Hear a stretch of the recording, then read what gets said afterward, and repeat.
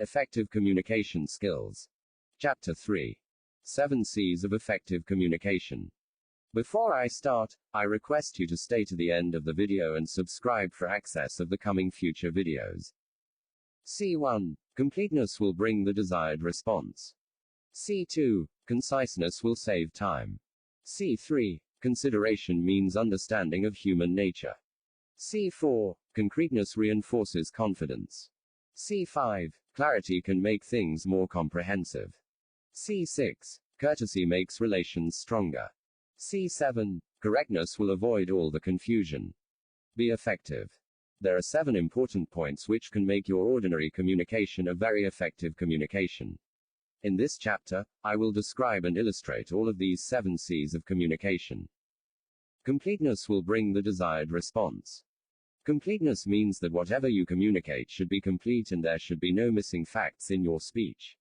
It is often seen that people assume some facts to be known by the audience or listeners. This is not the right approach, because if you started to assume this, then you will not be able to give the whole details of the core objective. The whole idea will become confused and you will be facing troubles in making others understand. You should provide very detailed information to your listeners, and in fact, you should try to provide some additional information to make your points clearer. While preparing your presentation or report, you should make sure that you are answering all possible questions which your topic can have. In this way, the audience will be more understanding of your topic and they will ask you more logical questions. It often happens that after you finish your presentation in office, then someone says, "What are you actually trying to say?" This is probably the worst comment that you can get after a tiring presentation, but you should think over again that why someone said that. There will be some flaws in your presentation or some confusing factors which have urged that person to say so. To avoid such embarrassing situations, you should try to make your presentation clearer and complete without ignoring any fact and mention even very minor details. Completeness brings the desired response from the receiver or listener or your audience. You need to include everything which you think is related to your topic of discussion and try to describe both positive and negative approaches. Conciseness will save time. Conciseness is another important aspect of effective communication, and especially when you talk about business communication, then you should know that your message should be very concise, because this will make it more proper, to the point, and time saving to understand. Time is very important in modern day life, and no one has the time to listen to you for a full hour while you can deliver the same meaning and discussion in 30 minutes. Besides, if you add an unnecessary pause, repeat information and use other similar tactics to prolong the duration, then your audience will get bored and they will prefer to either leave the discussion or they will stop taking an interest.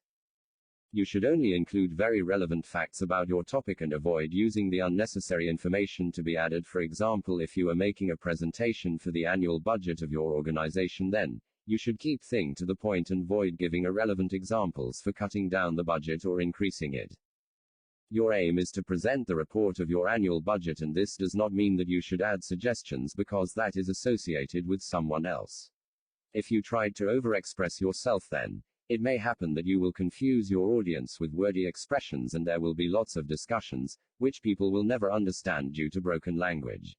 So make your information concise and save time for yourself as well as for your audience. Consideration means understanding of human nature. Consideration is one of the most important things in effective communication because it will make sure that you understand the receiver in a better way. When you say consider, then this means you have to think twice about certain things and make sure that you are always conveying your message in a positive tone. Even if there are some negative points in your discussion, then you should try to overcome those by emphasizing positive points. In proper and effective consideration, it is important to understand that the more you explain benefits, more interesting your discussion will become.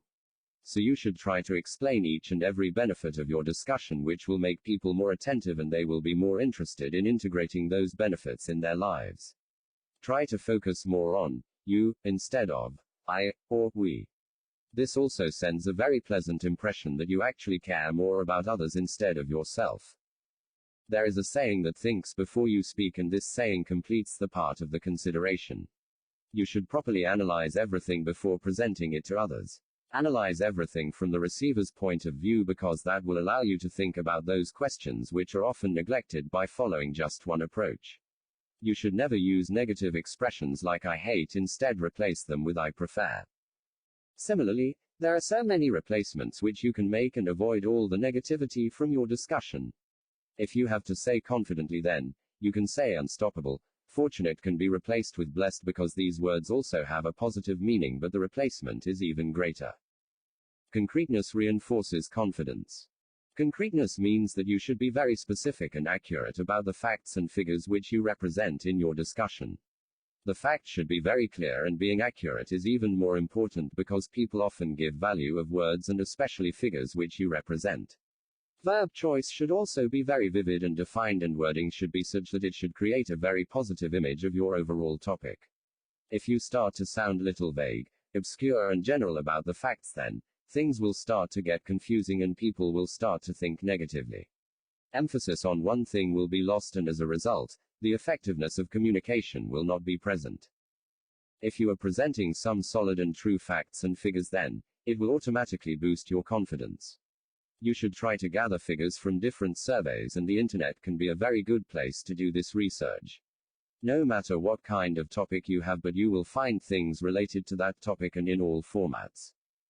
You can give people's opinion about your topic and then see how your audience responds. But you should remember one thing, that all the facts and figures should be specific and related to your core topic, and they should not be irrelevant. Clarity can make things more comprehensive. Clarity is often mistaken by people, and they think that making the fact more clear is clarity, but clarity is more about making your speech and exact message better. You need to choose your words more precisely and use simpler language to convey your message. Simpler your language will be, the easier it will be for the audience to decode your message easily, and they will get hold of your idea very clearly. Best way to bring clarity is to use simpler words and make simple and easy to understand paragraphs. Do not try to be too formal with the choice of words, and try to remain casual in approach. If you tried to be too formal in your approach and used too heavy language, then it is a known fact that not everyone can understand the heavy and complex language. Especially these days, people are really weak in their language, and formal language has been reserved only for news and newspaper columns. Normal people understand just normal and simple language, and it is the best way to convey your message in its exact and raw form. As it is mentioned in the heading, that clarity makes your message more comprehensive, and this is true because if you use fewer words, then it will be easier for the receiver to receive and decode the message, and he will get precise meaning of message very easily. On the other hand, if you made the whole message confused by adding unnecessary and heavy words in it, then ultimately you will be able to convey half of the message while the other half will be lost in those heavy words. So make your message as clear as possible and try to use fewer and simpler words in it so that everyone can understand it. Courtesy makes relations stronger. Courtesy means that you should some respect to the receiver. Especially when it comes to business communication, then your message should start with a respectful word and should end on a respectful clause as well. This is just a way of giving value to the feeling of the receiver. Your choice of words can depict the courtesy, and you should be very thoughtful in choosing words. Always think about the caliber of the audience, and if you are giving presentations to your boss, then it adds even more responsibility. Always use non-discriminatory expressions because these expressions will convince the other person that you always value their thoughts. If you are being appreciative, thoughtful, and respectful and using polite words and gestures, then the receiver will feel good about your discussion and will start to take interest in your discussion even more. You can take a simple example that if some mail comes to you which is starting from simple hi, hello, then you will not value it a lot, but if the same email comes with saying hi, our respectful and valued customer, then you will definitely try to look into it. These are some things which show the professionalism of people. Correctness will avoid all the confusion. To be correct, you should be aware, and awareness means that you should target the right audience. You should know the social, educational and religious background of the reader or audience, and then use your language according to that background. If you start to address labor in the same way as you address a CEO, then things will start to get confusing for that person. This does not mean that you should not respect labors as you give to CEO, but this means there should be a different level of respect for both of these persons, and you should follow certain protocols, use the right language, avoid punctuation errors, use precise and accurate information. All of these features will make your communication more correct and more effective. If you start to make your language ambiguous and improper, or you have too many punctuations and grammar mistakes, then people will not value your message, and in the end, it will be added as ineffective communication. But you can change this very easily by adding some true facts and figures and keeping your grammar simple and correct. Now, these are all the 7 C's of communication, and if you can learn to control all 7 of them, then you will have a very effective communication method. In short, you can say that if your message is concise, complete, considered, correct, clear, courteous, and concrete, then it is said to be an effective message. Thank you for your time.